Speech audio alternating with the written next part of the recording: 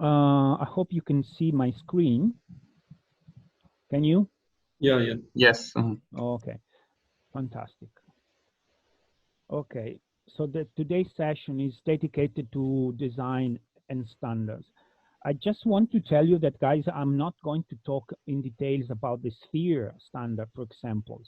From the survey, we realized that all of you are familiar with these kind of standards and other additional standards, so there is no point. Standards is just a matter to go and to fetch the data that you're looking for, that you need for your work, and apply it in your design, in your research, in your commitment. So it's something kind of easy. You know how to do that, and you will do that on your own. I want to look at the design and the standards and guidelines from a kind of little bit different aspect, if you will. Um, so before starting, this is my very personal concern, but I would like to bother you again a little bit about what is site planning. Uh, Site planning, sorry to insist on this point, is a comprehensive task, is a multidisciplinary task. I mean, as I always say, if you can afford to do that, don't rush starting your design. Try to understand the site where you are going to design. Try to understand the context. I mean, try to understand the needs, what you have to respond, and it will be a much more meaningful and usable process. So basically, site planning is a programmatical design of emergency communities. We have never to forget that we are designing communities, not a sum of shelters. And of course, these communities are identified in geographic areas and included site improvement and creation of services where needed. Site improvement is part of the site planning process, because when you design an emergency settlement like an IDP camps, you have to think in perspective. What you are designing is something which is not static. It is a very alive organism, and that you have to think at it as such. So basically, the site planner design communities are not simply a sum of structure and shelter. It's a complex task. And for a good starting, definitely we can refer to standards and guidelines. That's for sure. Standards and guidelines are as the foundation of our job, particularly when we have to start from scratch. Muhammad, you wanted to say something? No, no. Okay, sorry. I thought you were going to say. But basically, what are standards and guidelines? So standards are technical data considered and sometimes created by a concerned authority as an approved model. Standards say this has been approved. And so they are a basis of comparison and judgment of our work. And because the donor, the cluster, UNHCR, IOM, or whoever we are dealing with will ask us, do this, but be standard compliant. And you have an obligation to do that. Guidelines are kind of different because they are a guide or indication of a future technical intervention. So, and they are different. How and where? What is the difference between standards and guidelines? It's important to have in mind that standards have juridical implications and they can be implemented at an international level. So we have the sphere standards, national level, and sometimes even at a local level. Okay. National level, you might refer to standards which have been developed by a specific humanitarian community for a certain operation, or it might be the government in itself that has developed standards for specific tasks. and you have to comply with them, or at least you have to look at them. You cannot ignore them. Seldom, but in my habit, there are some standards at local level. Okay. I recall myself working, for example, for the tsunami in Indonesia many years ago, and there were standards for the construction at local level of health infrastructures. So we have to refer to those as well. So the site planner must take in consideration all these levels during designing. Okay, and you have to combine them. Okay, and you have sometimes to choose which of them is more precise and appropriate for the task that you have to carry out. Guidelines are basically a description of works that have proved to be effective. Okay, this is something that you can say these guys have done it already, and I can learn from it. This is definitely very, very important. Standards for site planning. We have a UNICEF Standards Handbook. Okay. Again, we will have the chance to talk about the standards again, but it's something that you can easily look at. For example, I'm sure you know the UNICEF standards for site planning. They are very well known, and in your reading materials, over here, you have, for example, all your reading material. If you go to settlement for essential, you have the emergency handbook of UNICEF, which explain you the basis for the design of any emergency settlements, which is important, very important that you study these documents. Okay.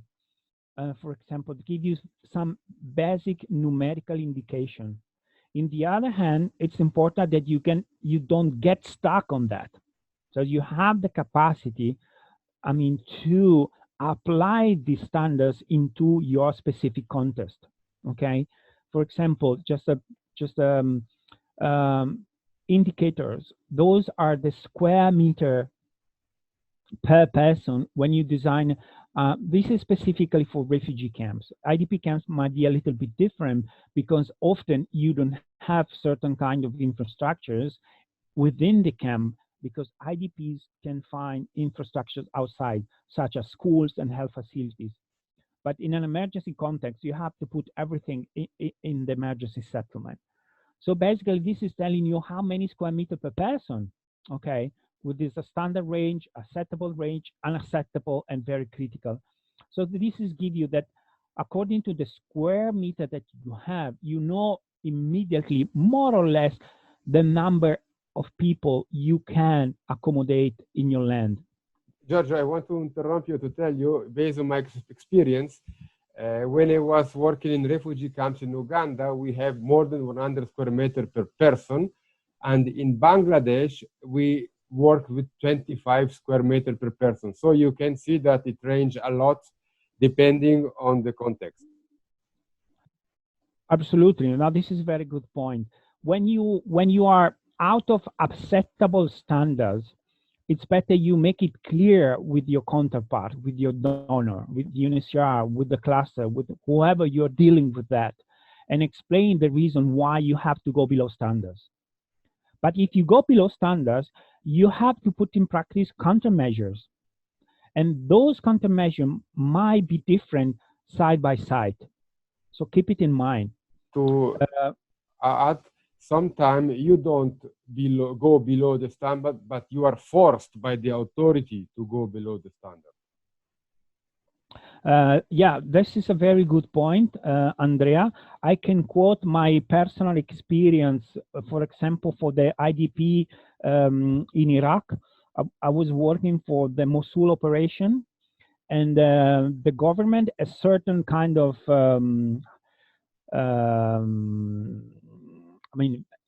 organization were pushing to go below minimum standards just to be able to accommodate more people.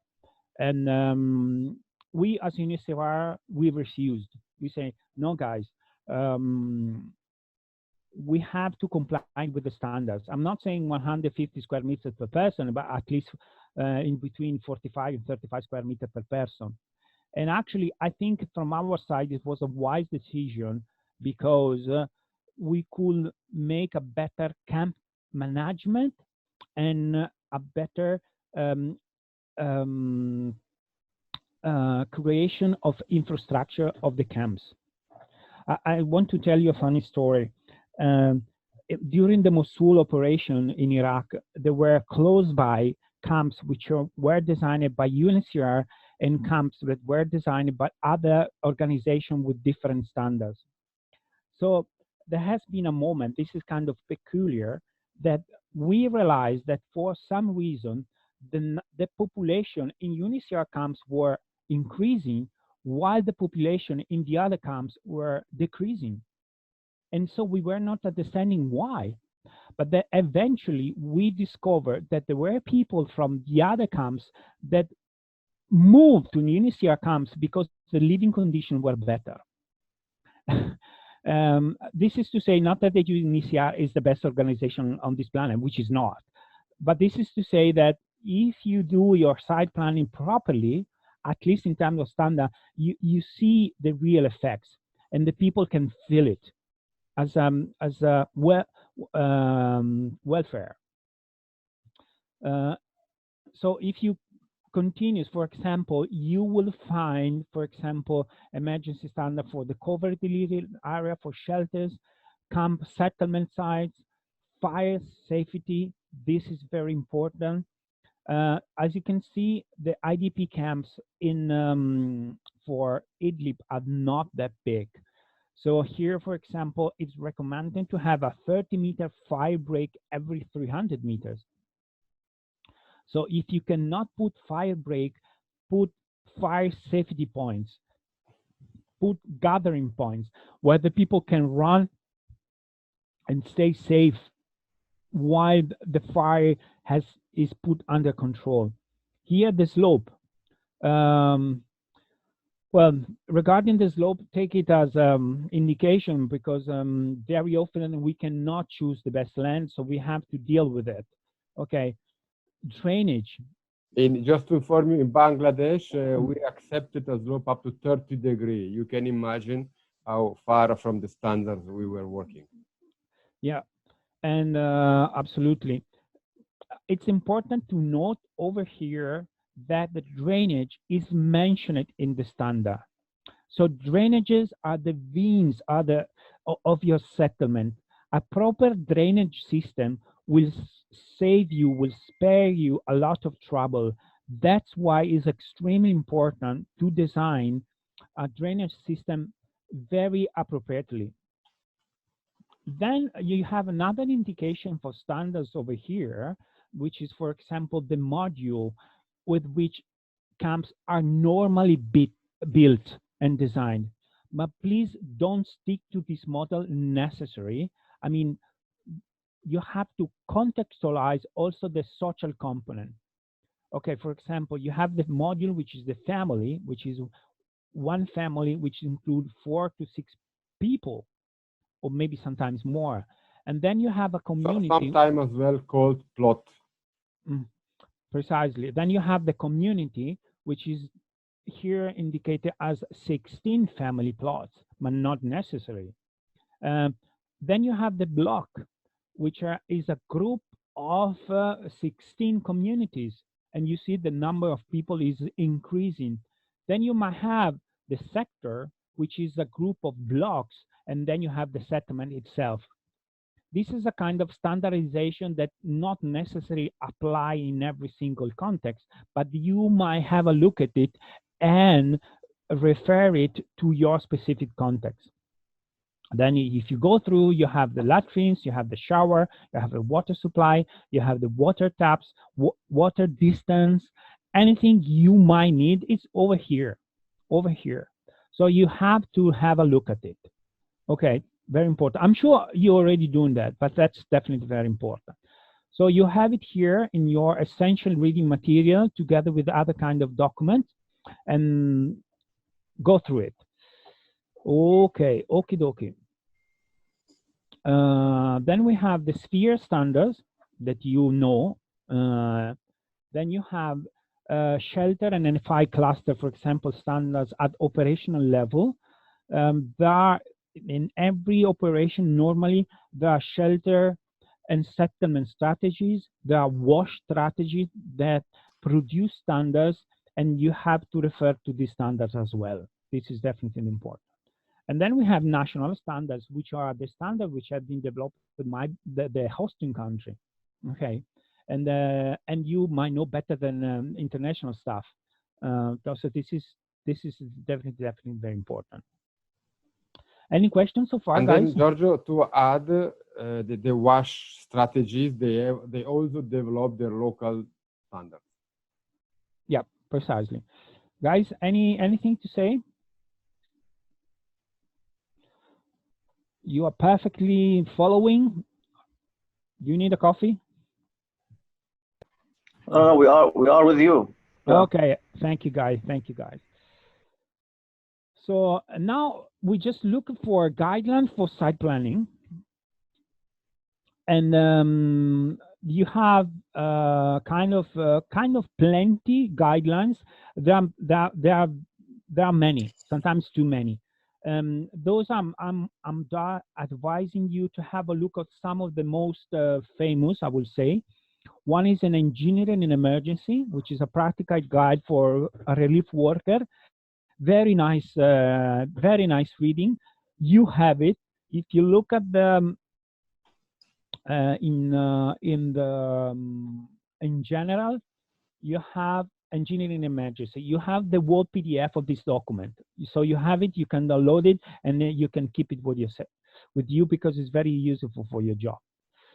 Then we have this very useful website, which is shelterproject.org, where you have a list of shelter and settlement experience, where you can get a lot of information from here. Did you know this shelterprojects.org, guys?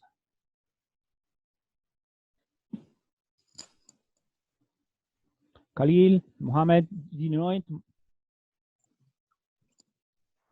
Yes, it is the guidelines from the shelter project. Yes, we have it. Okay, not perfect.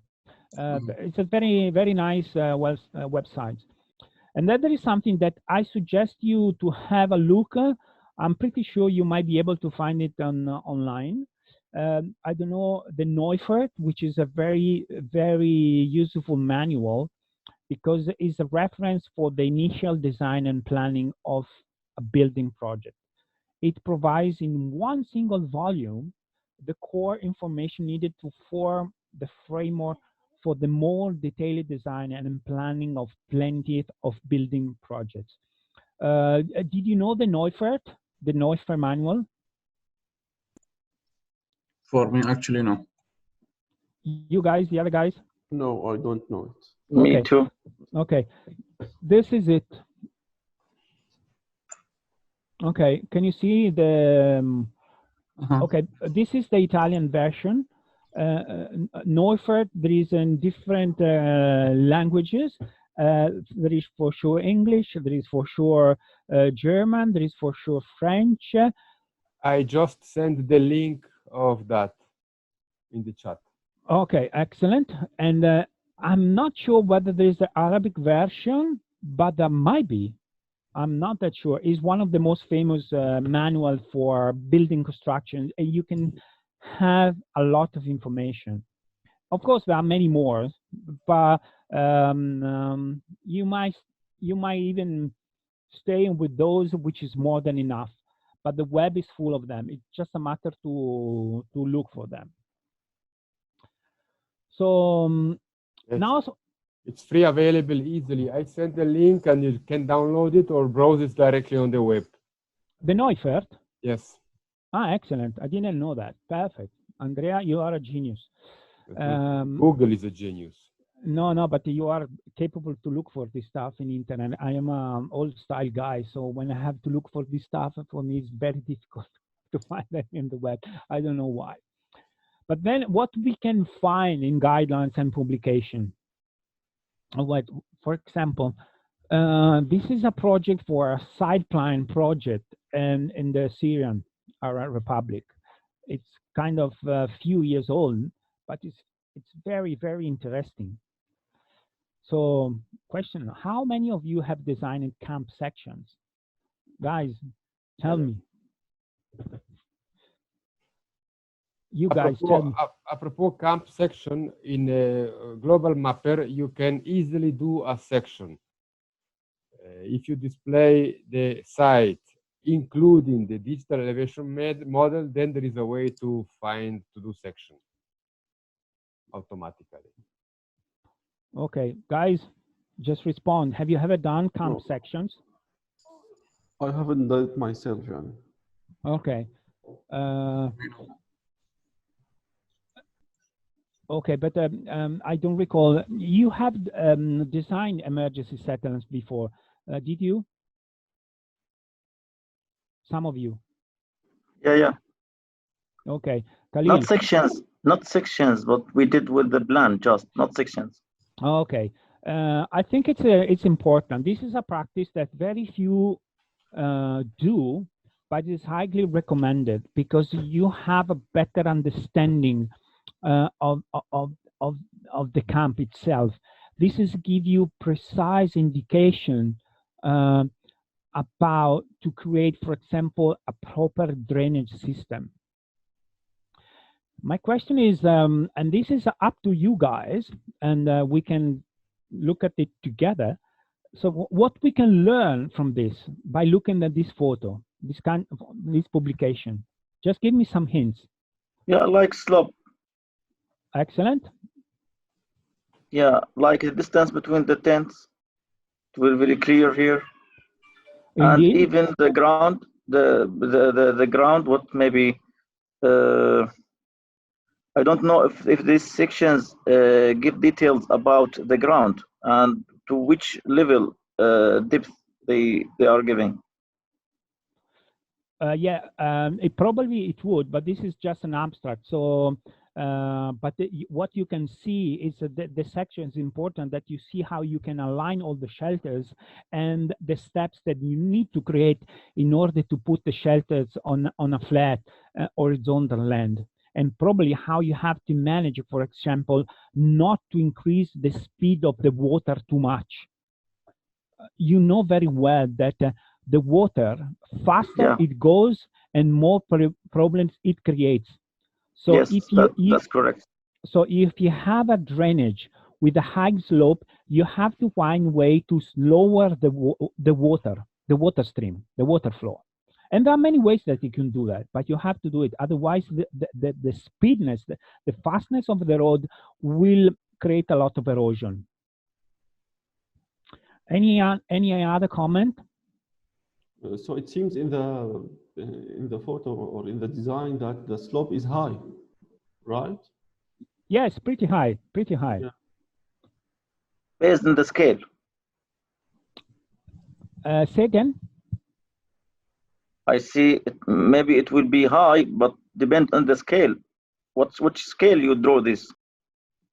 Okay, the scale is 1:1. I mean, they have not overstretched the highness comparing with the vertical dimension with the horizontal dimension. So the slope is precisely as you see in the sections. Any other comment, guys? So I put on the table some suggestion. For example, you can learn the mesh. Remember the first lesson, the first session that we were talking about the mesh. The way they have created the mesh of this camp, the structure. This is immediately available. I can notice that those have been placed according to the contour lines. Contour lines over here is the main path for the designing process because you have to deal with it. It's probably, since the slope is very high, you have to go with it, not against it. Another element that you can pick from this design, that there are main roads and minor roads, okay? And we will talk again about this one. something that you can even notice here, that the position of the communal facilities are basically centralized. So the people over here and the people over here, they converge. I heard something. Is everything okay, guys? I heard the noise like a boom. Like Yeah, go ahead. Okay, perfect. So this is a kind of important also. This is the designer of this settlement, which is a very interesting settlement, has put the position of the communal facilities in a position which can be utilized by everybody. Then another thing that you can notice that the designer over here, and there are small green areas in each cluster of family plots, which is a kind of a nice. So it is a way to embellish, to make the camp nicer, because it is a village, and it might turn to be in a village. Okay, shall I continue? So when you look at this publication, you look at these guidelines, don't just look at them and rush to the next one. Peruse them, analyze them, try to understand the principle that are behind this design. Very, very important. And here, for example, we go for the dimension of the roads. So how do you calculate the width of the camp's internal roads? How do you decide that? Okay, for example, this is a cross section which has been taken from the Neufert manual, but there are plenty in that manual. For example, which is telling you, I'm sorry, because my manual is in Italian, so you cannot understand, but you can see that there are the dimensions of the distance with the nearby buildings. Okay, and in that explanatory, that, for example, this is an internal road, which is not 9 meters wide. Why? Because I have 6 meter road with the 2 lines of 3 meters, but I have this space for pedestrians. If we do a 6 meter wide road, we don't have space for, we cannot keep the pedestrian safe from cars and vehicles. Of course, in an emergency setting, normal, there are very few cars. Okay, very few vehicles, but you have vehicles going in and out, for example, for water trucking.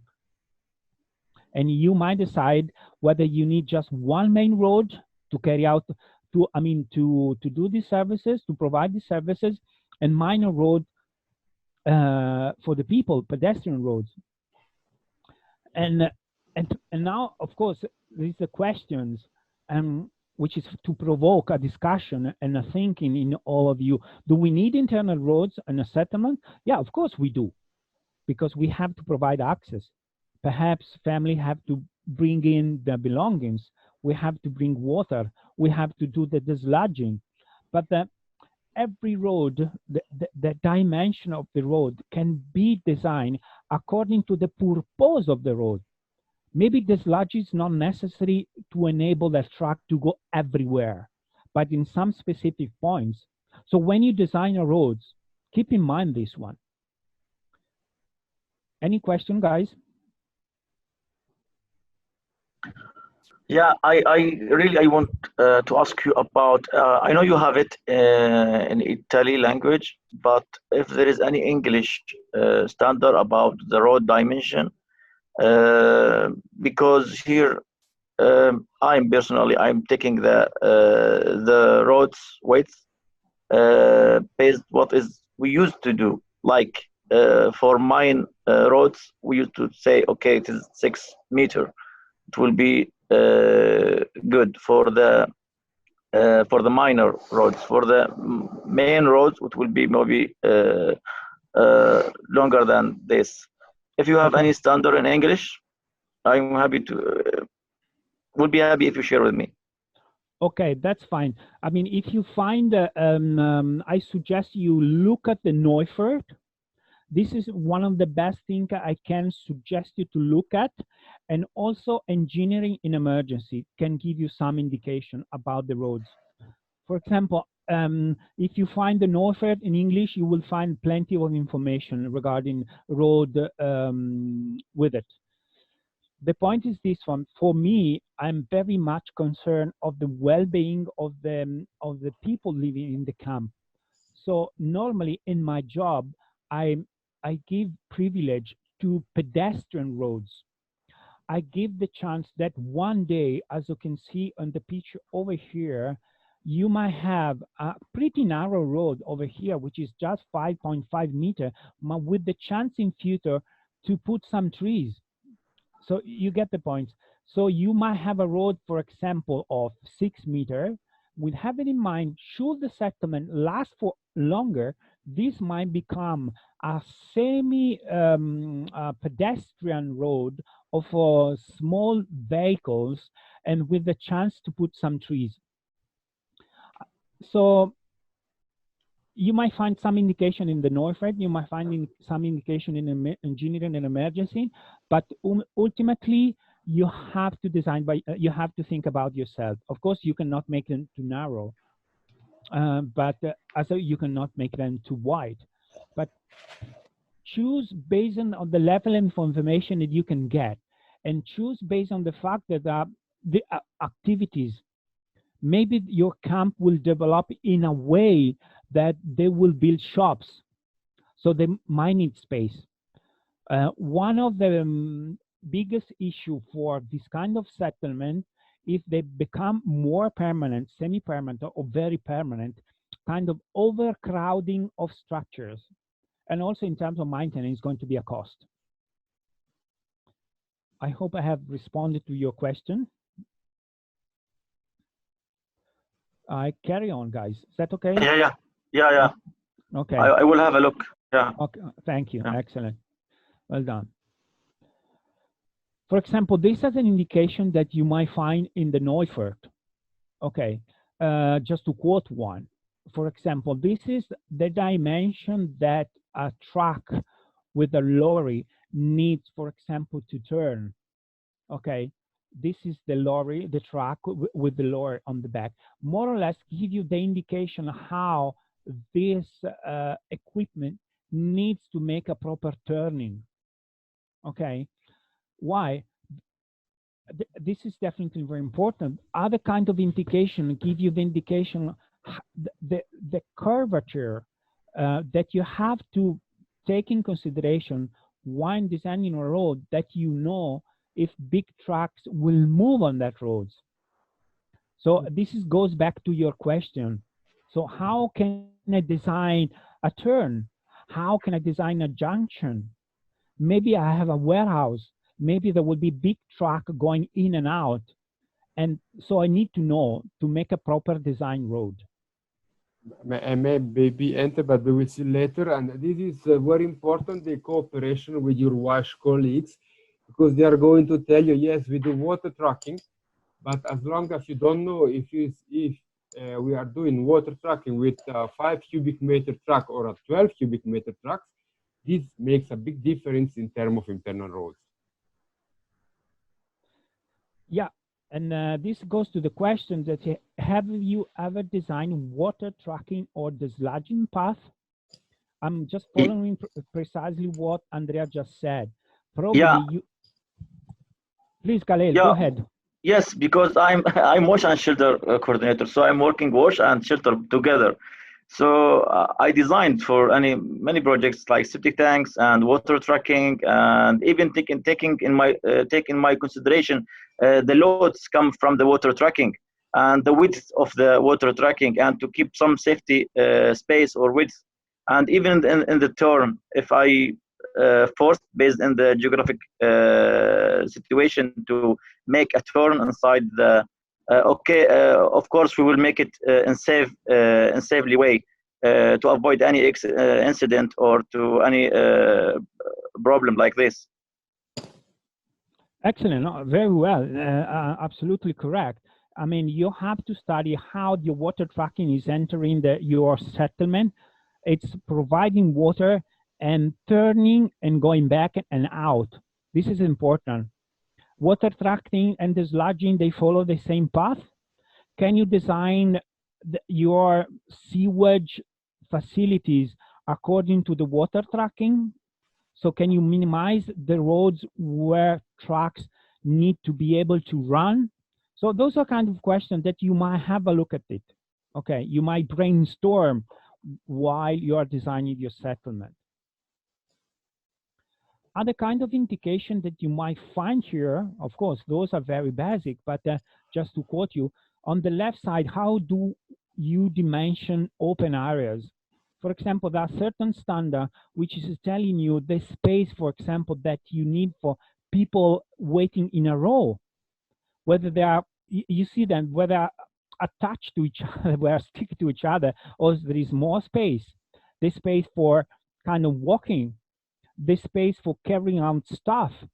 Okay, this is to say that we don't have to become crazy in designing a settlement.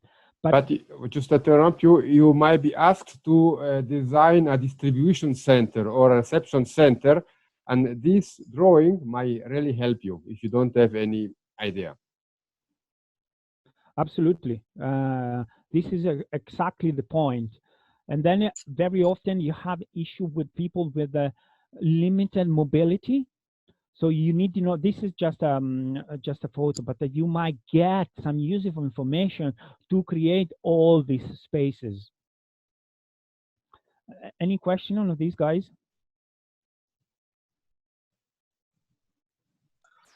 Okay, no worries. Okay, I will carry on. For example, here you might find the indication how to dimension. Here is just an abstract, but how you might find the indication to properly dimension a child-friendly space. This is the building that contains very basic function for a kindergarten. As you can see, there is an area for educational activity, there is an area for wardrobes, there is an area for the meals, there is a toilet, there is a separate room for different activities, but at least might give you the indication that which kind of building or construction I might expect in a child-friendly space, and then to dimension it accordingly. Don't just put on the table dimension without having a clear idea what might happen over there, okay? This is just a scheme, but you can refer to this kind of scheme. For example, in some of these documents, you might find indication on to design a proper child-friendly space. Of course, this is very complex, very well done. You have a lake, you have benches, you have trees, you have playgrounds, but they even give you indication about the current dimension of a certain kind of play facilities, playgrounds. So that's why it's important that we refer to this material, to this document, because it's giving us precious information. Just to include, and this can be also very helpful. If you have to propose a child-friendly space, you can take straight away the dimension, you can include them into the report, and asking to the donor for the required money. It looks like much more professional, just saying toys. Yes, indeed. I take the chance for these comments made by Andrea that when we do humanitarian stuff, sometimes we forget that we are architects, that we are engineers, and we have to behave as such. If I have to produce a document for a big construction company, I have to be precise. Otherwise, the construction company will tell me, hey man, your drawings are not clear.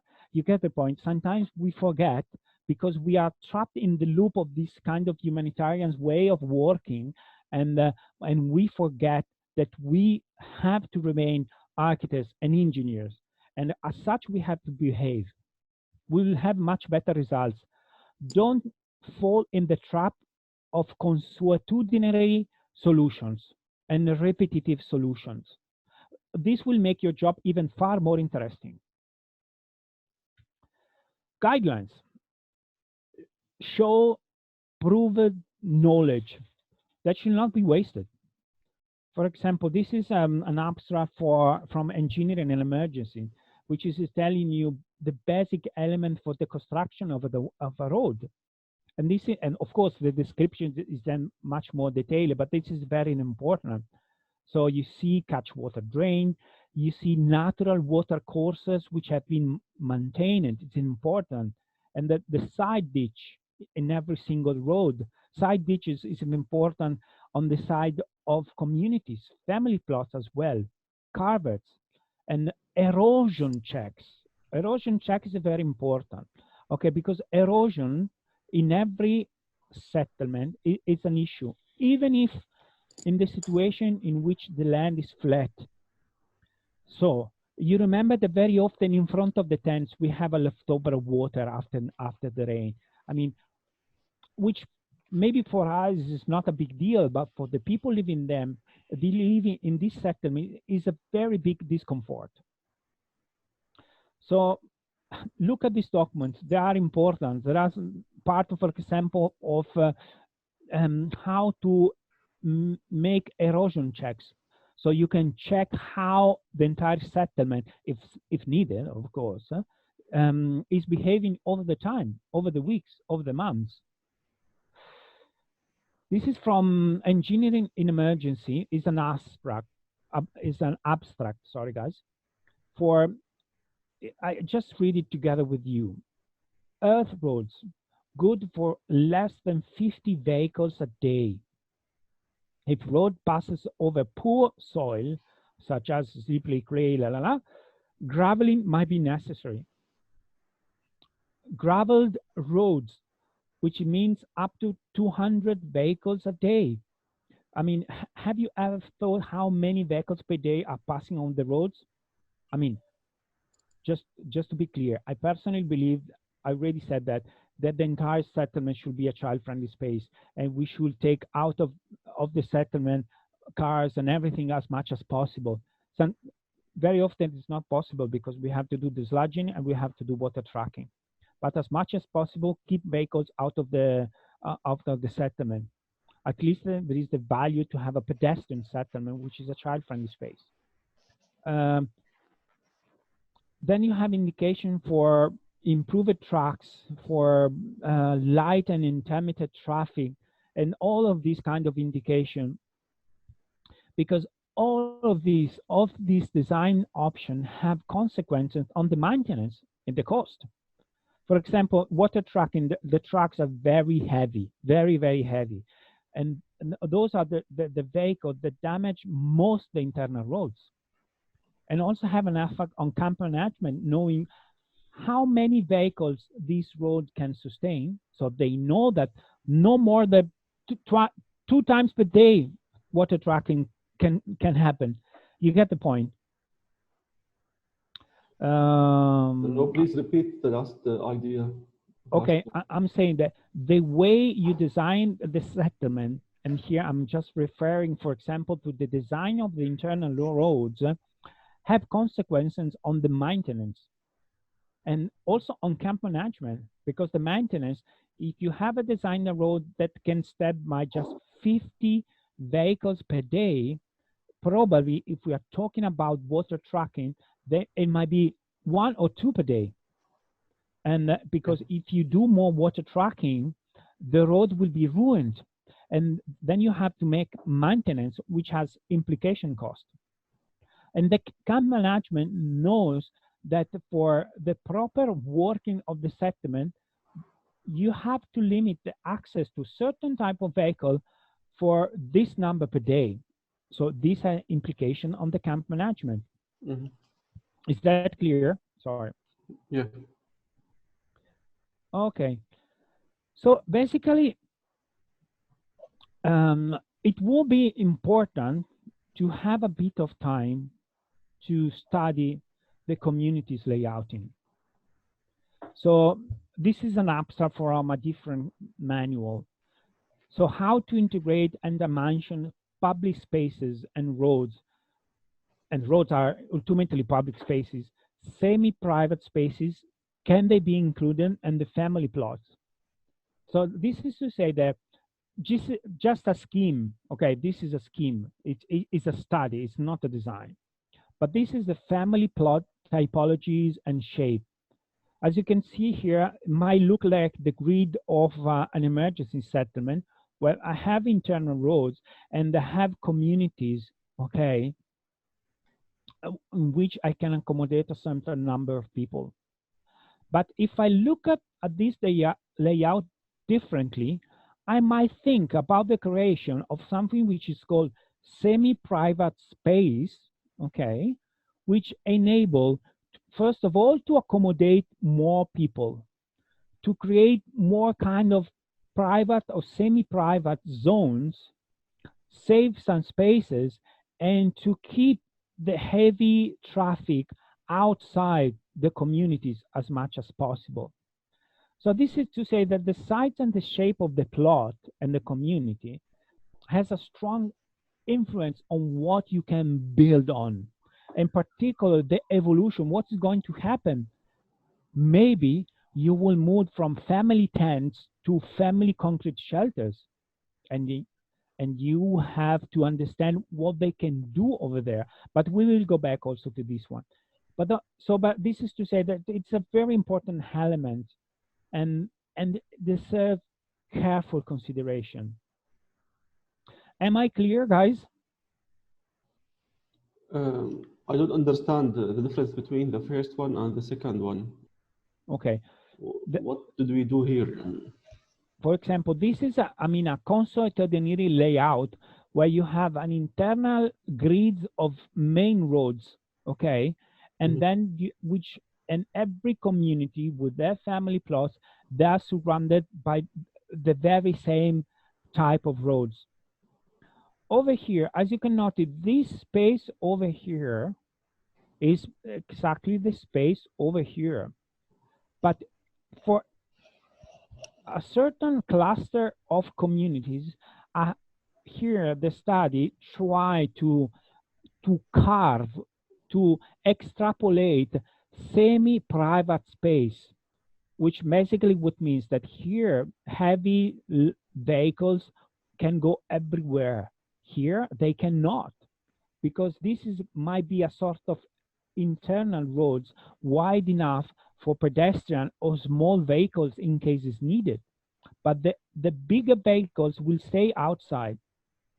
This gives me the possibility to create a more intimate and friendly space over here, so that people can dialogue better, and to keep the heavy vehicles, for example, just a side cluster of community. Yeah, So is that clear? Yes, yes. Okay, this is just a way of thinking. It's just a way of planning. Think about it. Yes, please. Yeah, I mean, it is very good that we have these books. This is theory, but sometimes we don't need to reinvent the wheel. We have to go and see the existing refugee or IDP camps, have a look where are the problems and where are the good examples, and try to develop the good example and avoiding the problem. So sometimes the solutions are already there, and we just have to look at it. Yeah, absolutely. Okay.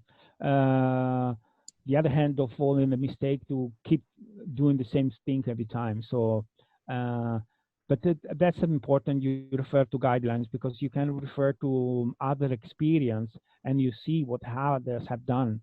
This is very important. Yeah, we don't have to reinvent the wheel, definitely for sure. But we have to work with the context. Every context is different. Okay, okie dokie. So having good guidelines will not spare us from the responsibility to be careful in designing an emergency settlement. This is, I think it's very important. I agree with Andrea, we don't have to reinvent the wheel every time, but we have to think carefully, and we have to think where we are working with who. This is definitely very important. So I think that's it for now. If you want to ask me anything, you are very, very welcome. Okay, you can see my screen. That's my presentation. I believe it works. So we are going to speak about WASH, but this is not going to be a WASH presentation for WASH people. It's going to be a presentation that shows the link between the site planner and the wash. And at the end of this presentation, I want that you understand that a wash expert cannot live without a site planner, and the site planner needs the wash expert in order to do his planning. So we have to work together, but this also happens with all the other sectors, health, education, but today we are going to touch the wash sector. Okay, first, like Giorgio was saying at the beginning this morning, there is plenty of wash guideline. You have sphere, you have UNHCR standard and indicator, and many other guides and books and handbooks. The best way to find it, I can put all them in the Padlet, but it doesn't really make sense because today just Google it and you will find it. We put on the Padlet the most important one. But what you might not find on internet is the country wash strategy. And this is, in my opinion, a very important document because this gives you all the standards and the guideline for your very position, your very location. This is the most important one. And people might forget that. I just wonder how many of you have seen the Syrian wash strategy.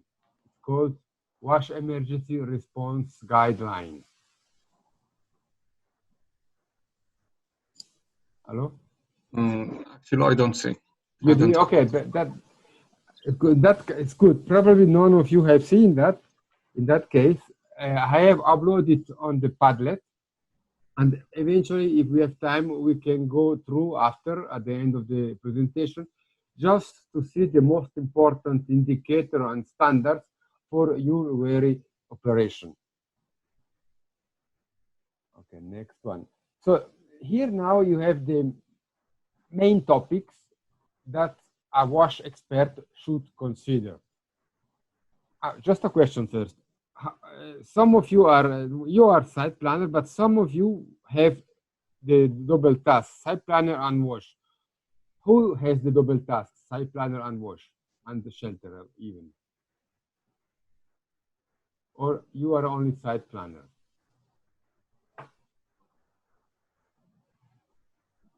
Can I have a question? Answer, sorry. Okay. So everyone is only site planner, or there is also some wash people behind you? Yes, I work in wash also. I am actually supervising the whole. Okay, you do everything. Yes, but not. I'm not the direct site planner. Okay, we have engineers. Okay. Yeah. And the other three, they are only site planners or shelter officer. No, sorry. I think Khalil said he also works in wash. Okay. Fair. Yeah. For me, I'm working in wash and shelter together. So I worked before in the camp design. If you remember me, Andrea, we sit together at IOM. I was the first one sit with you discussing the global mapper and prepare the camp. You remember? Yeah, I remember. Yes. Yeah, good. Okay. On the other two, I think they are more. They are not technicians. Fine. So we have for a wash expert should consider water supply. This includes everything starting from the raw water, water quality, water analysis, water distribution, water transport, and of course also water evacuation, drainage of the drinking water. Then you have, of course, the sanitation, latrines, septic tanks, dislodging, fecal sludge management. You have all the solid waste management, production of waste, type of waste, collection of waste, transport of waste, and the final deposition, deponent of waste. Agent promotion, developing program for agent promotion, developing messages for agent promotion.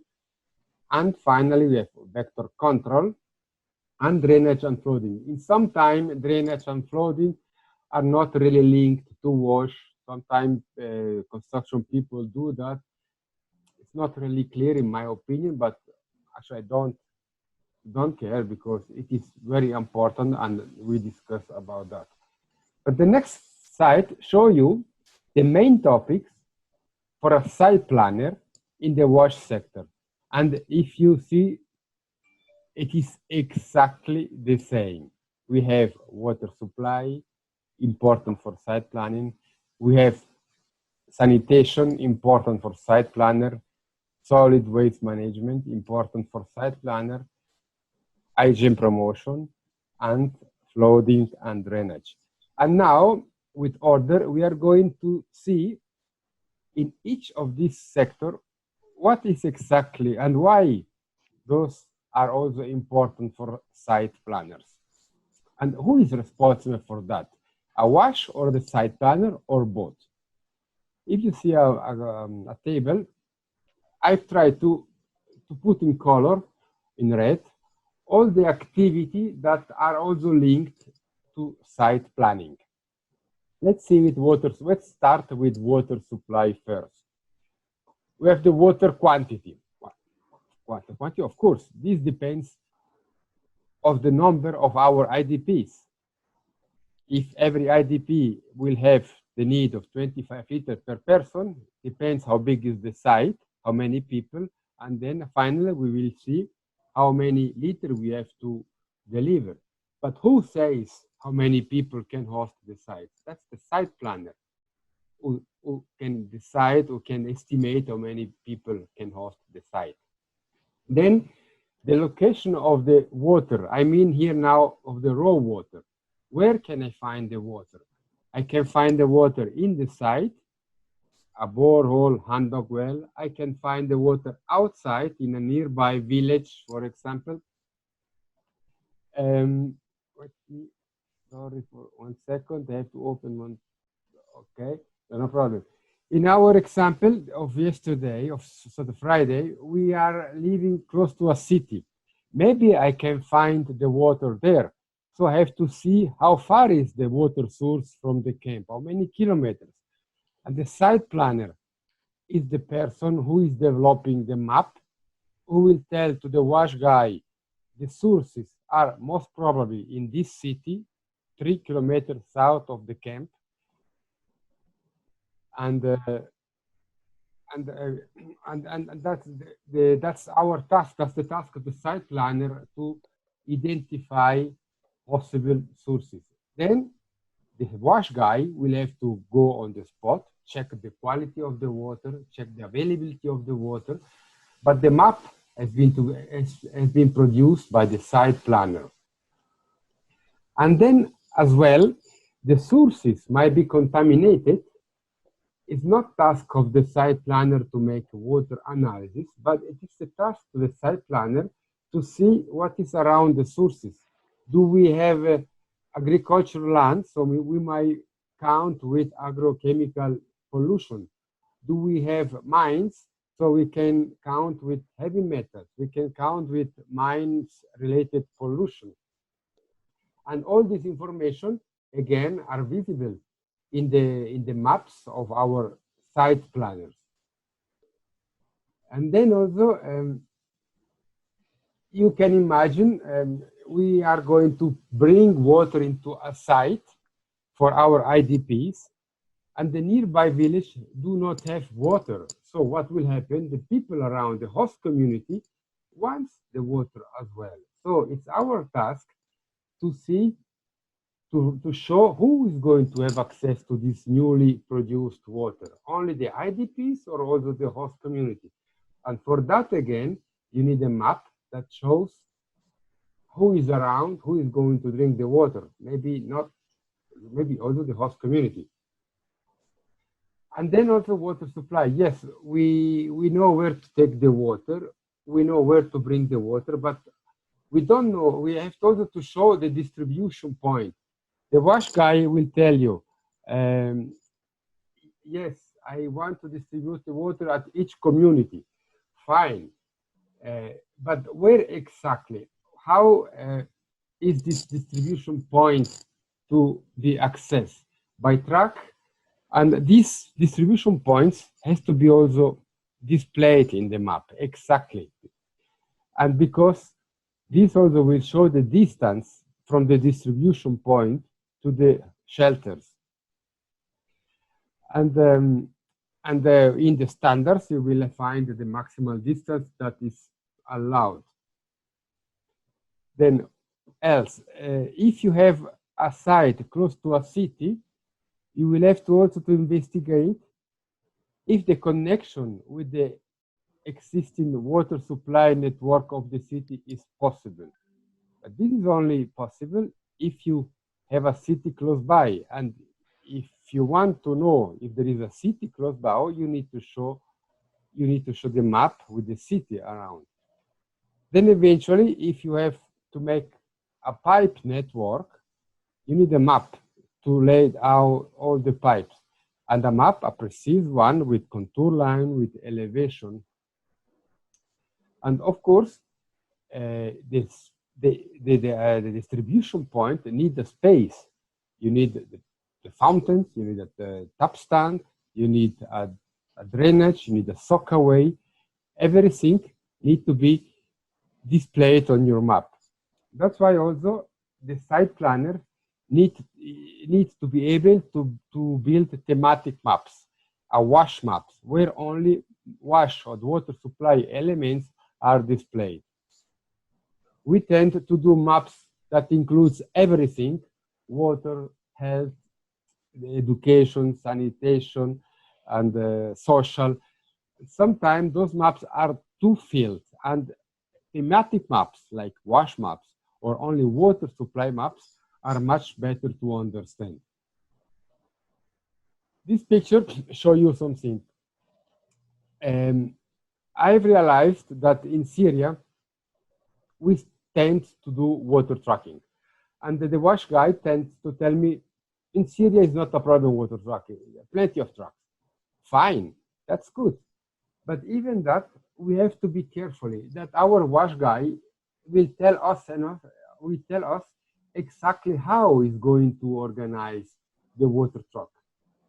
Okay, he can tell you, for example, don't worry, I will put to every community one tank. But I want to know how big is the tank, and we have to tell him how big is the community. Let's assume, for example, that the community has 8 households. We know through our standards in our Syrian wash strategy that for Syria we count with 25 liters per person. Our community will have 8 families, so altogether 48 people. So the community will need 1,200 liters per person a day. Now, if you put 1 drums of 200 liters, these drums need to be filled 6 times a day. And it means the truck needs to go there 6 times a day, maybe 3 times in the morning and 3 times in the afternoon. If you put a container of 1,000 liters, then it might go there only 1 time. And this makes a big difference. And not only in terms of trips, but of course in terms of cost and in terms of time.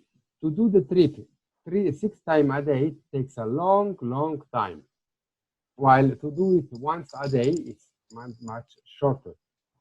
You see here the picture on the left, on the right. Filling drums like that, like in Bangladesh, takes the whole morning, and it is totally not sustainable. That's why it's important that the site planner explain to the wash person exactly how many people will have his community, so that the wash guy can make the right and precise calculation. Of course, the wash guy should also know if his truck has a pump or not. And we, as a site planner, we have to assure that the container is accessible by truck.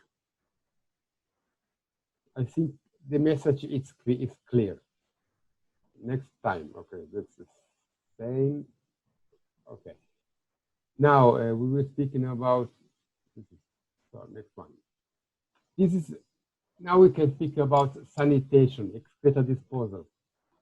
Again, the site planner should explain to our WASH people through maps and through reports the type of soil of your site. Why? Because the WASH guy will have to decide what type of latrine or toilets is going to do. Also very important is that the site planner will find out and will explain or will understand how the water table behave. In some cases, we have very high water table. Probably it's not the case of Syria, but when you have high water table, you cannot do latrine or pit latrine. You are not allowed to touch with excreta the groundwater because this groundwater is going to be contaminated.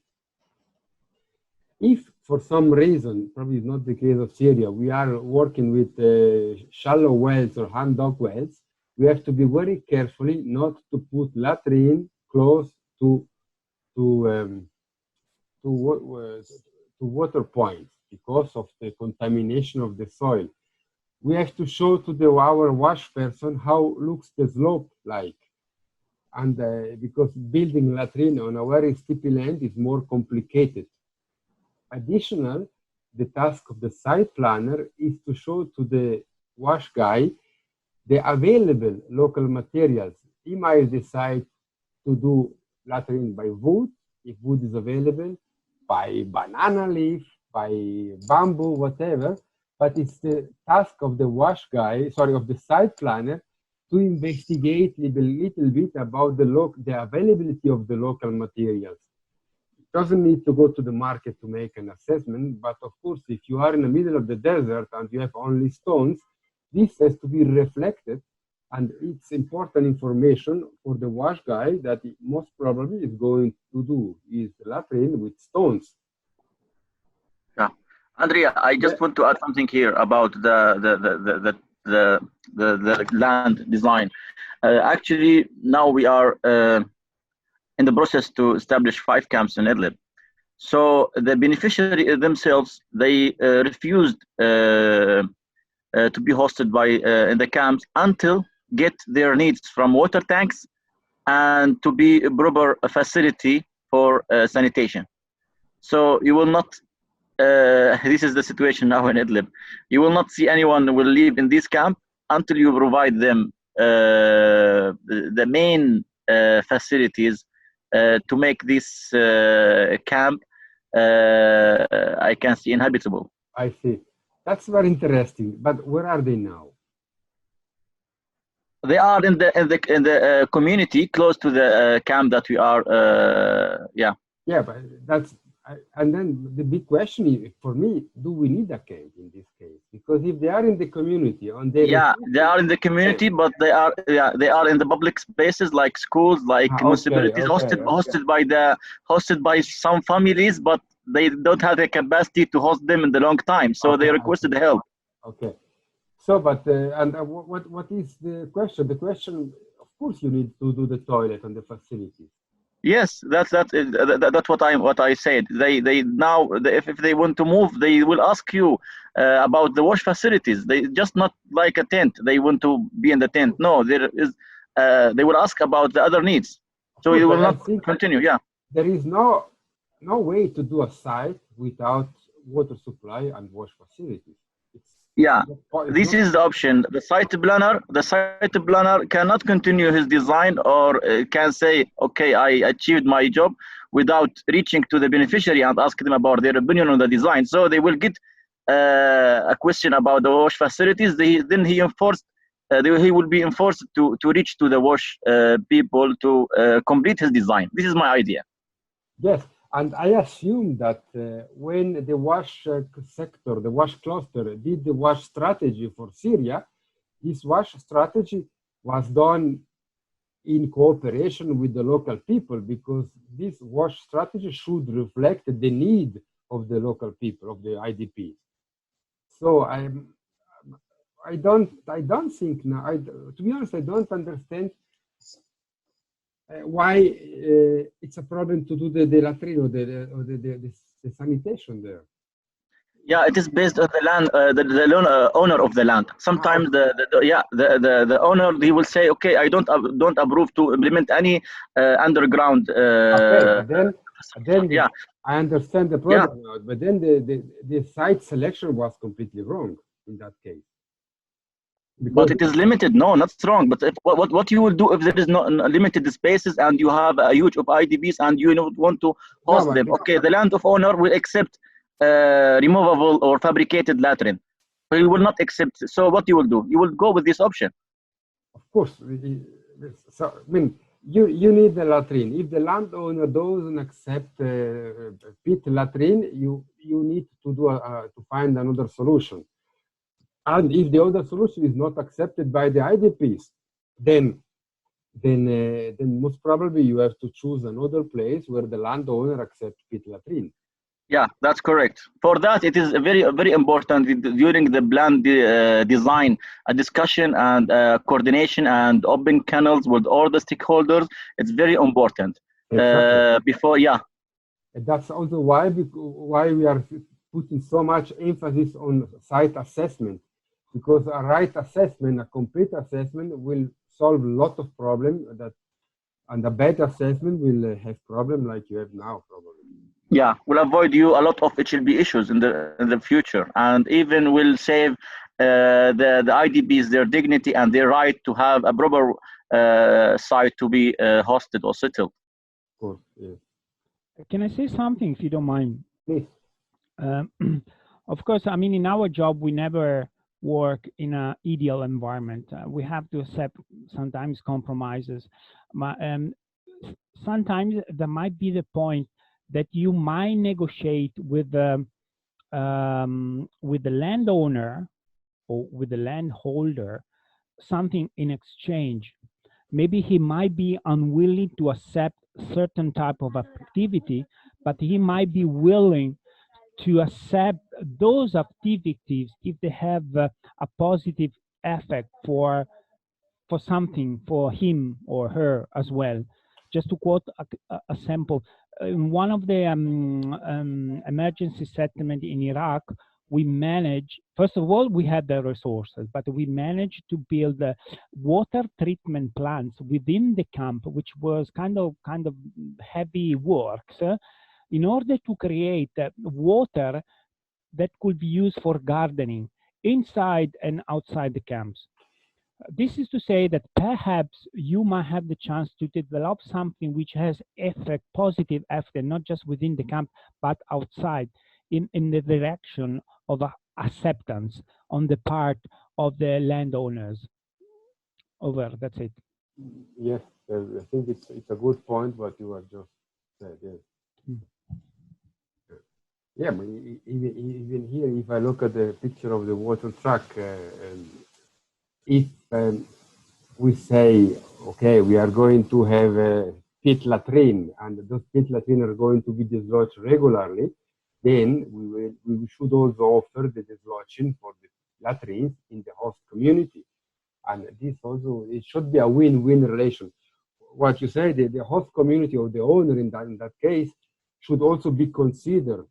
You cannot only focus on the IDPs, you have to see a little bit outside of the camp, because everyone wants to get to win from this situation, not only IDPs. Another thing for continuing, if the WASH expert decides to make a piped sewage network, this has to be also planned carefully. Of course, you need good maps, you need good elevation, and especially you have to plan in advance before you do the roads. And then also something very important that very often is forgotten is the dislodging. Many times people build latrines, pit latrine or septic tanks, latrine with septic tanks, and they forget that those latrines need to be cleaned and empty from time to time, and then the trucks do not have access to it. So whatever you do, you have to consider that the trucks need to have access, and those dislodging trucks do not have usually long pipe to dislodge. That's why it has to be somehow close to the access road. And finally, also task of the site planner is to understand where and what to do with the sludge. Do we have a landfill? Yes, fine. Where? Is it in the camp? If it is in the camp, first you need the space, but then also consider the wind, consider all the negative effect of a landfill on sludge and sludge management system. This has to be, of course, discussed together with the wash expert. The wash expert will have to find the technical solution, but you as a site planner, you will have to find the space for it. Then you have solid waste management. Again, we have the same problem. We need to map properly our communities. We need to know how many people has community, and the wash guy will tell you, okay, for one community, I need 1 drum, 2 drums based on the standards. But where to put the drums, that's you again, that you can plan a place, a proper place close to the access road so that the drums can be collected, can be emptied, can be replaced. And this access road might be used for a tractor, like in the picture, with a donkey, by hand, whatever, but we have to think about the access of the drums. And additional, there will be a system in place where workers are going to clean the street, to collect, and those workers will have tools, those workers will have tractors, and for those workers, you need also a shelter to store the tools, to park the tractor. This has also to be considered as a site planner. And this garbage will go somewhere. There will be a landfill somewhere, probably. You have to coordinate, you have to find a place. Maybe you can do it together with the city. You can link to the waste management of the city, which would be the best solution. But of course, the city will not do it for free. They want to have something on back. But this is not your task to deal with the waste management of the city. That's the wash doing that. But you should know it, because a landfill has to be properly planned. The location has to be identified.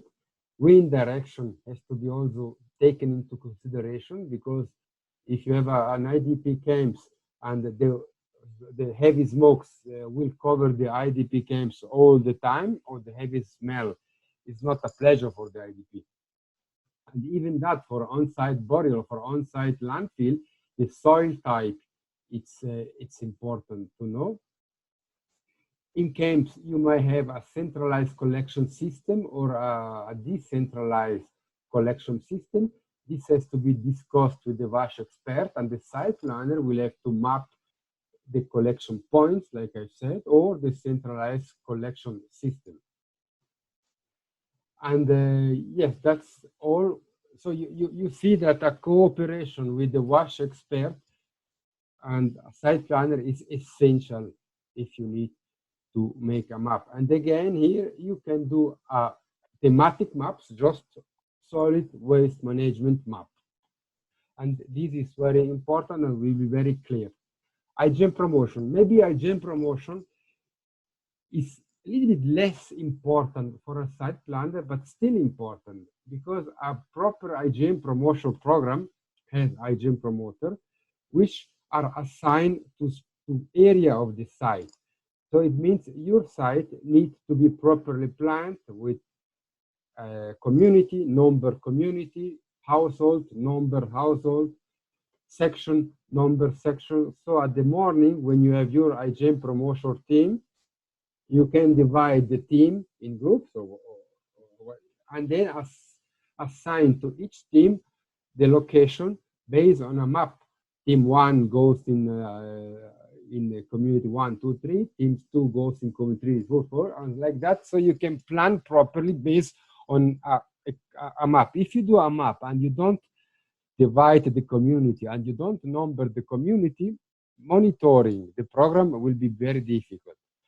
And not only, if you have a certain area with a certain type of disease more than the other one, it will be easier for the health people to localize and to describe the situation based on your maps, which are properly identified.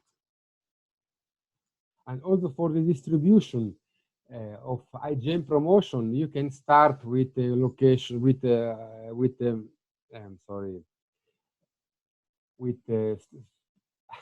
sorry, I missed it. You can start with household numbers. Let's say the first three community receive the items after the other community, but you have to number the community. So what I want to tell that a proper mapping system, addressing system of the camp is very important for the IGN promotion program. Andre, I have a question here. Yes.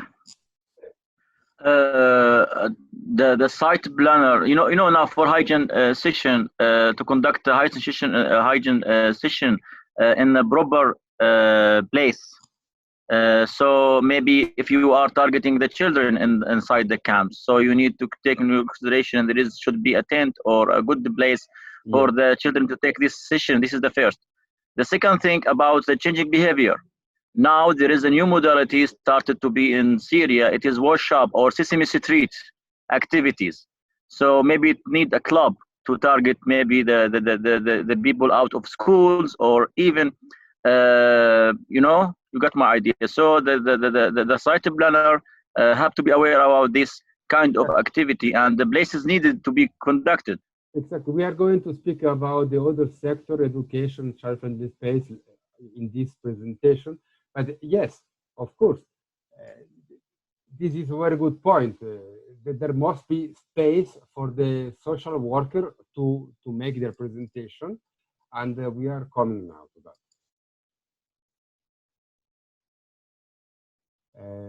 Drainage and flooding. Okay, even here, okay, like I was telling you, some organizations do not believe that drainage belongs, it's matter of the wash. They believe it's matter of the shelter guide. I don't care, but we have discussed enough last week about drainage. That's the main task of the site planner, to identify where you need the drainage. With the digital elevation model is an easy way. We have to identify what type of drainage do we need, how much water do we expect, what type of soil do we have, and this type of soil, what type of drainage does it need. The vegetation, can we use the vegetation for improving our drainage, or can we use the vegetation to decrease the overflow, the quantity of water? What type of rainfall do we have? Do we expect flooding? Do we expect heavy water in the drain? These all information that the site planner should collect during his study of the site. Slope, we spoke about that. Actually, about the slope, you know that the slopes influence the speed of the water, and the speed of the water influence the quantity of erosion. And in the readings and the tutorials, you have tutorial about slope analysis through Global Mapper. This is a tutorial that will show you, or we identify all the slopes according to your need. If you want to identify all the area with a heavy slope, let's say from 10 and above, through this tutorial, you will be able to identify all those spots. And then also flooding. Flooding is very important issue in many countries like Bangladesh or Mozambique. Now, as far as I know, please correct me if I am wrong, in Syria is not a big issue, the flooding. But even that's the task of the site planner, to find the flood-prone area. And you will find as well a tutorial through Global Mapper how to do the flooding analysis on a specific place. Yeah, Andy, are you talking about the floods issue inside Syria?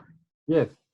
Oh, it's a big issue, wallahi, in Atma camps. If you hear about if you go through the Google and do a search, you will see how every year we have tense floods. We have a lot of affected people because they installed their camps. It is in settlements, informal settlements. Okay, So where is it flooding in caused by Atma, a river? yeah, it is in Atma in a valley. So every year we have this problem. Every year CCM cluster with the shelter cluster advocated and doing a lot of advocacy to help people.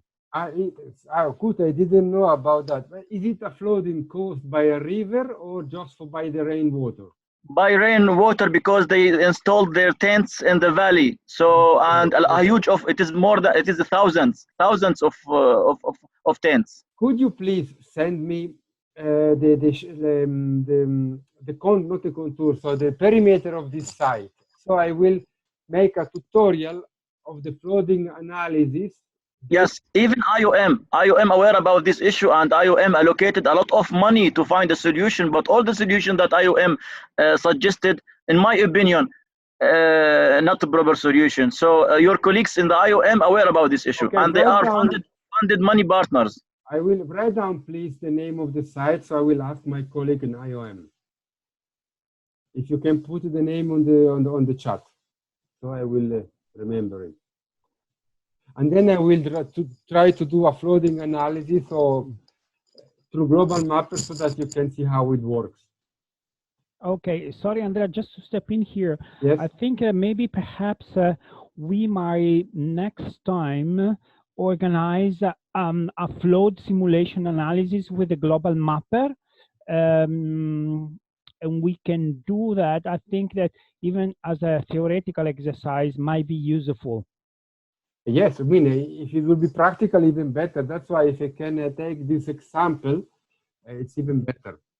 No, that's fine. I'm seeing the tutorial is very important, but I suggest we take half an hour, perhaps the next session to do this simulation. I think it's important.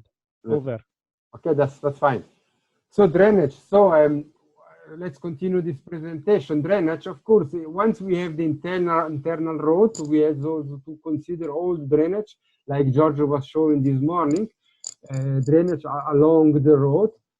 And we have to consider all the culvert and all this which is related to drainage.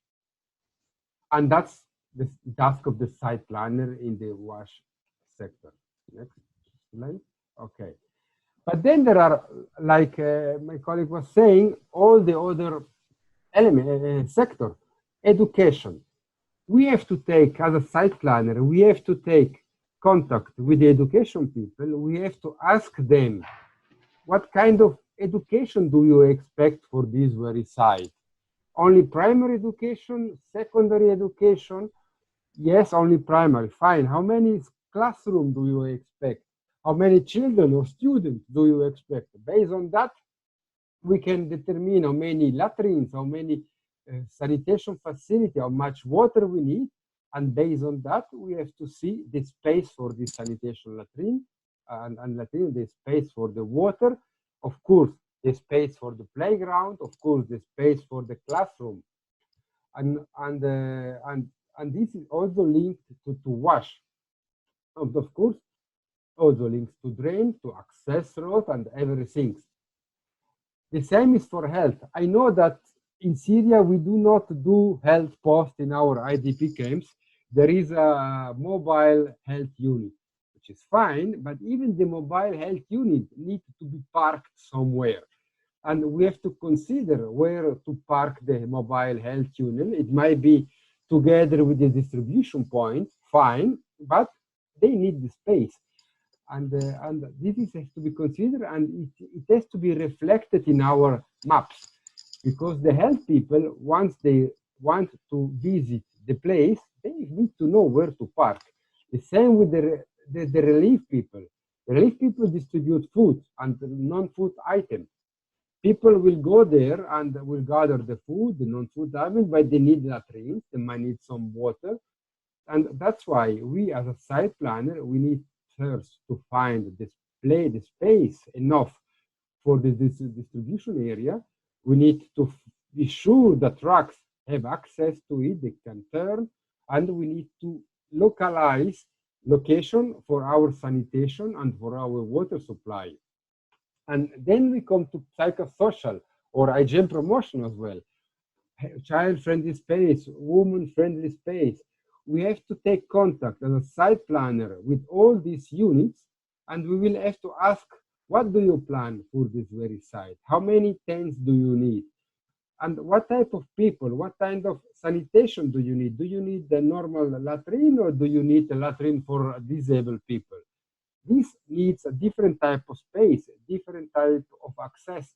And all this in coordination with the professional psychologist or whatever group it is, it has to be elaborated, and all this information needs to be reflected on a map with enough space. And what we don't want is that the psychosocial unit come to us and says, you don't put space for us, or the space that you put for us is too small. We don't want that. That's why it's best before or while you are planning, you take contact with all the cluster, all the specialists, you ask exactly what do you need. Then you give over, let's say, the responsibility, because if they tell you, I need 3 classrooms, you put the space for 3 classrooms. And if you tell you, I have 100 students, you need latrine for 100 students, and we need water supply for 100 students, at least the space. Then the wash guy will do the work, but the space, it's you that you put. I think, yes, I think that's all, but I hope that through this presentation, I managed to show you the importance that why a site planner should cooperate with all the other groups and work together, because finally you as a site planner give the space, and without space the other people are coming to blame you. So that's it.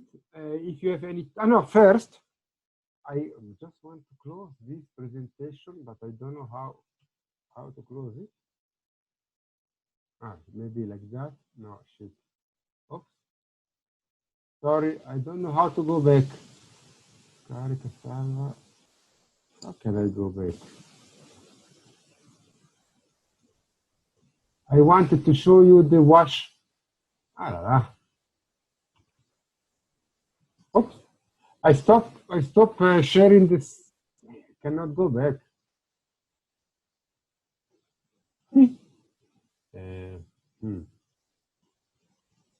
I cannot go.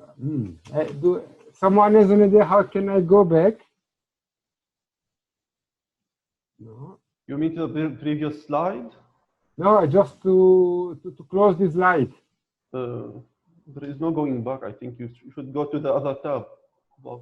I go to other tab. Yeah. This one, probably this one. Okay, yes. Here we are. Now, what I want to show you, just very quick, the wash response. This document. It's actually the wash response plan for Syria. Very, very quick. I just put some notes that are very important for a site planner here. Okay, the site planner needs to know that there is a wash cluster, and the wash cluster will take the measure that are important for you. And this is like the HRP plan or something else? It's so this one, you mean? Yeah, it is the same as HRP plan, HRP wash plan for Syria, or different, totally different. I don't know exactly. This is HRP is the humanitarian response plan, but that's more general. That's probably this is only for water. Yeah. Wash. Yeah. This is document developed by our colleagues in Wash Cluster and shared in 2018, as it's all document. But it is very good document for emergency response and design. It is have a good, I can say it is for Syria context especially, and have a good guidelines. Exactly, because those guidelines are a little bit different than the SPHERE guidelines or UNHCR guidelines. I think those guidelines are more adapted to the context. Correct. First here, it's for a site planner, it's important to define what type of site do you have. You have here planned camp, informal, collective center, so that you use the right document, the right word, sorry. Then another point that would be interesting here, it says that water trucking is actually just an emergency situation that you should go later for a more sustainable solution. This is very clear. Okay, the stamp approved, I put myself just to find the place. You see here, also explain you more or less at household level how many storage they should have. This means that there will be non-food item distribution, that they need space for it. And let's see what else I want to show you.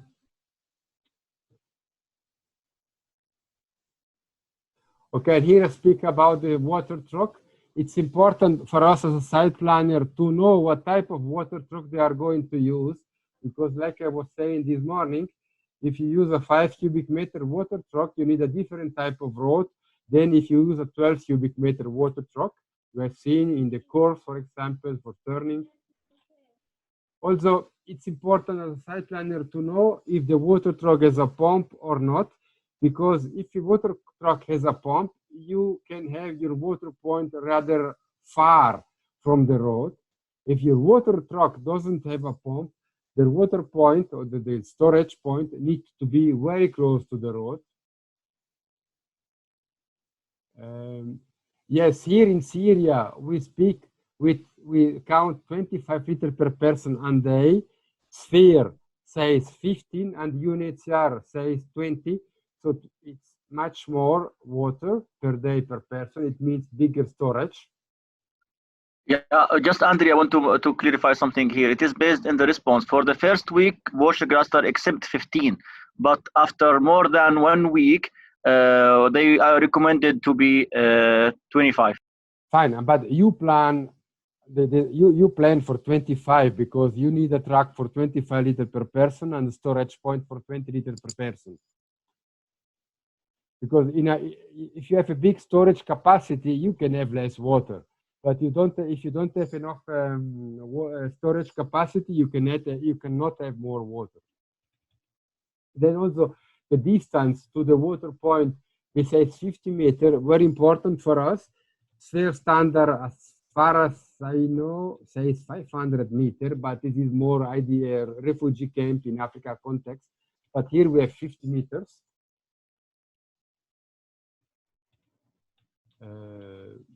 Yes, also it says the capacity of the water should be at least for 1 day supply. And this is important as well, because so we know how many people we have. And in that case, we know by 25 liters per person, we know how big must be our storage capacity. And based on that, we know how big is the tank, how much space it takes, and how big must be the water truck. Then what else it's here? Emergency, no, nothing special, sorry for that. Yes, for sanitation, maybe I didn't speak about that, but we might have sanitation latrine for disabled people. Of course, those are bigger, and this has to be considered, especially for special institutional social psychologists, social institutions and schools, but even at a household level or community level, you might include some latrine for disabled people, which have a different layout and are bigger.